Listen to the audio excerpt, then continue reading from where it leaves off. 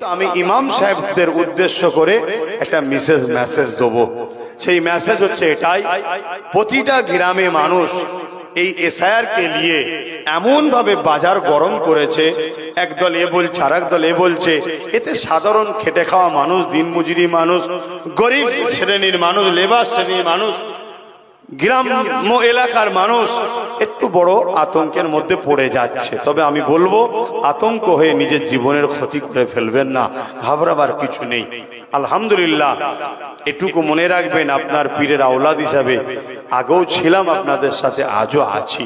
তবে ইমাম সাহেবকে বলবো, এই যে এসআইআর এর ফর্ম দিচ্ছে, এই ফর্ম অনেক হয়তো ঠিকভাবে ফিল আপ করতে পারবে না, ভুল করে ফেলবে। আপনি ইমাম হিসাবে জুম্মার নামাজের পর 1 মাস 10 দিন সময় দিচ্ছে, মসজিদের পাশে একটা চেয়ার নিয়ে, টেবিল নিয়ে, একটা ভালো শিক্ষিত ছেলেকে সাথে করে নিয়ে ফর্মগুলোকে ফিল আপ করে, যার ফর্ম তার হাতে দেবেন, 2 কপি ফিল আপ করতে হবে। এসআইআর এর যে বিএলআরও অফিসার আসবে, তার একটা ফটো তুলবেন, তার কি বলে নাম, অ্যাড্রেস, ফোন নাম্বার রাখবেন, এবং তার হাতে যখন দেবেন, দিবার আগে বলবেন আপনি প্রথমে স্টাম্প মারেন, সই করেন। যেটা স্টাম্প মেরে সই করা হবে ওটাকে নিয়ে নিজের কাছে রাখবেন, দ্বিতীয়টা দেবেন, স্টাম্প মারেন, সই করেন, এটা নিয়ে যান। এটা হলো আপনার প্রুফ। যদিও কোনো রকম ভাবে আপনার নামকে ক্লিক করে, ক্লিকবাজি করে, কোনো রকম চক্রান্ত করে যদি বাদ দিবার চেষ্টা হয়, এই প্রুফটা আপনার কাছে রয়েছে।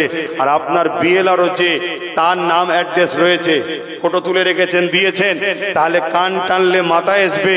আমি কথা দিয়ে যাচ্ছি, আমার ভাই নওশাদ সে আইনের একজন সদস্য হয়েছে, তার দ্বারা দিয়ে আপনাদের জন্য কেস লড়বো, দরকার হয় সুপ্রিম কোর্ট যেতে হয়, যাবো, ঘাবড়াবেন না, কিন্তু এই প্রুফটুকু রাখবেন। কথা বুঝে আসছে? আর ইমাম ভাইদের বলবো, এই বিপদের সময়, এটা কোনো বিপদ নাই, তারপরে এমন মহল তৈরি করা হয়েছে, এই বিপদের সময় আতঙ্কে অনেকে পড়ে যাচ্ছে, কাকে বিশ্বাস করবে, কাকে ভরসা করবে, যার তার উপরে তো ভরসা করাও যায় না। তাই আপনারা একটু সাথ দেন, সাধারণ মানুষের পাশে একটু সাথ দিয়ে, যতদূর আওয়াজ যাবে সোশ্যাল মিডিয়ায়, যত ইমাম শুনবেন, সবাইকে বলবো মানুষের পাশে একটু দাঁড়ান, মানুষকে একটু সহযোগিতা করেন। তবে প্রত্যেককে বলবো, ইমাম হোক, মৌলানা হোক, হুজুর হোক, নেতা হোক, কেতা হোক, নিজের ফর্মটা নিজে নেবেন, জমা দিবার সময় স্টাম্প মেরিয়ে সই করে নিজের চোখে দেখে নেবেন। কিছু বুঝতে পারছেন? কেন এটা বিরাট বড় ভাইটাল ব্যাপার।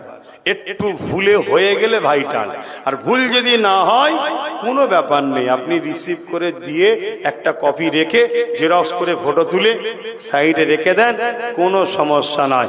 যদি কিছু গন্ডগোল হয়, নাম যদি না আসে, তখন জানতে হবে যার হাতে কাগজ গেছে কিছু গন্ডগোল হয়েছে, তাকে ধরতে হবে। তাকে যখনই ধরতে হবে, সে তো বলবে অমুক জায়গায় জমা দিয়েছি, ধর। কোর্ট তো বলবে ধর, তাকে লিয়াই।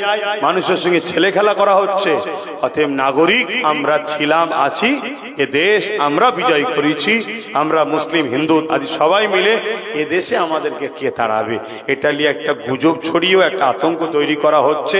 যেমন এর আগে করোনার সময় এমন আতঙ্ক তৈরি করেছিল, অনেক মানুষের সামান্য সর্দি কাশি হচ্ছে, টেনশনে শরীর দুর্বল হয়ে অনেকে মারা পর্যন্ত গেছে। শুনছি নাকি এসআইআর লোক মারা যাচ্ছে। আর তুই মরেই যদি গেলি, তাহলে বেকার হয়ে গেল তো। অতএব এত ঘাবড়ে যাবেন না।